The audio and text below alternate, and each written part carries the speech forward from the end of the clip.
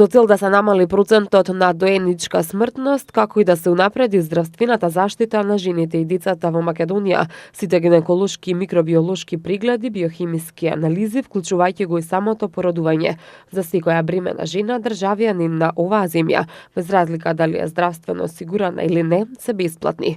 Исто така, веќе 7 години, односно од 1 април 2012 година, жените на возраст од 24 до 60 години имаат право да направат бесплатни ПАП тестови, но само 16% од жените од оваа возрастна група позитивно одговориле на повикот за бесплатен ПАП тест.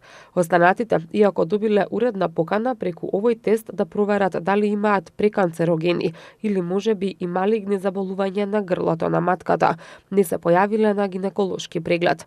За жал, се почесто се случува пациентките да тврдат дека иако овие прегледи се бесплатни, нивните матични гинеколози им наплатуваат.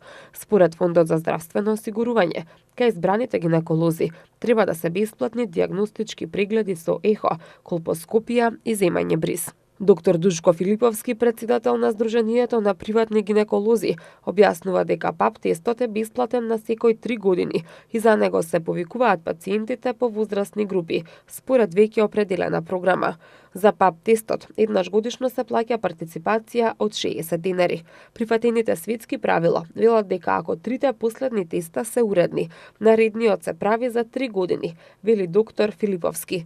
Доколку се случи избраниот гинеколог да побара пари за бесплатен преглед, осигуреничките треба да му посочат дека се запознаени со нивните права и дека прегледот кај избраниот лекар не се наплаќа, советуваат од фондот. Во случај кога се инсистира за наплата на прегледот, потребно е да се побара фискална сметка за извршените здравствени услуги и да се информира фондот, било преку представка доставена во писмена форма или преку електронска форма, а во прилог да се достави фотокопија од финансиската документација, односно од фискалната сметка, завршуваат оттаму.